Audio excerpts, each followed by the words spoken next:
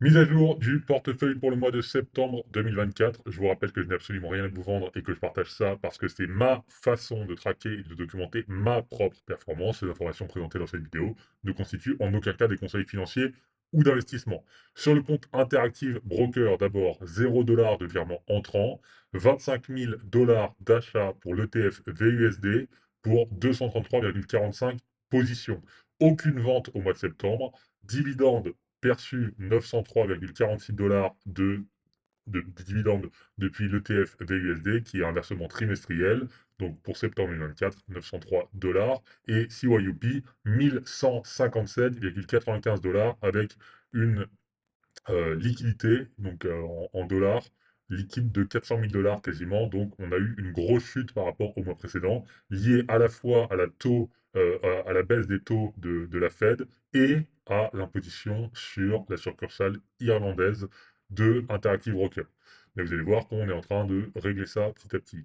Performance mensuelle pour le mois de septembre, plus 2,15%. Performance depuis le début de l'année, plus 9,80%. Et au total, on est sur Interactive Broker aujourd'hui à 807 980 $, dont 376 426 $ de liquidité. Ça y est, la part du portefeuille positionné en investissement a dépassé la part de liquidité.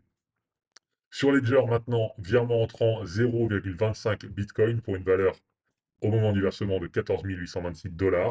Achat et vente, rien. Revenu de stacking, 259,35 $.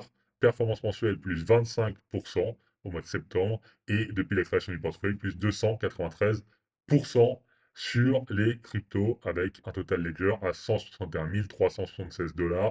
Les virements entrants étaient des bitcoins qui traînaient sur mon Binance qui avait un ordre de vente aux alentours de 91 000 $ que j'avais un peu oublié. C'était au moment où le Bitcoin explosait en début d'année, à la hausse.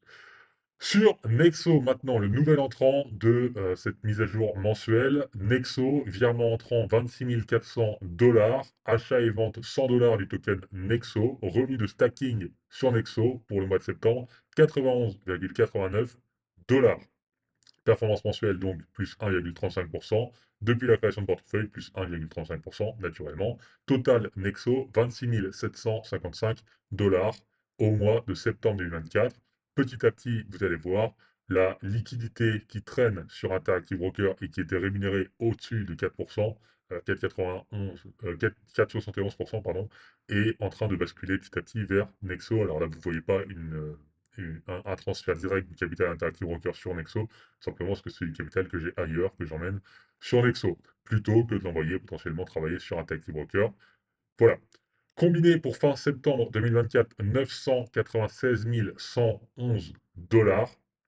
En termes de comptabilité personnelle, en septembre 2024, j'ai dépensé 3 653 €. Moyenne de dépenses personnelles en 2024, 3 876 €. J'ai décidé d'ouvrir un compte Nexo puisque le rendement des liquidités sur le dollar avec Interactive Broker est descendu à 4% net pour moi. Mes USDT produisent un rendement de 9% directement sur la plateforme, sur Nexo. Ça tient depuis des années, ça peut cracher à tout moment, mais je prends le pari pour une somme maximale de 10% de mon patrimoine.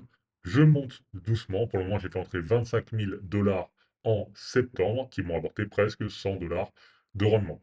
J'ai déjà publié une vidéo dédiée à Nexo, à mon approche, à ma stratégie, à ma couverture du risque et comment faire entrer votre capital sur la plateforme. C'est déjà sorti au moment où je publie cette vidéo. C'est la vidéo juste avant celle-ci.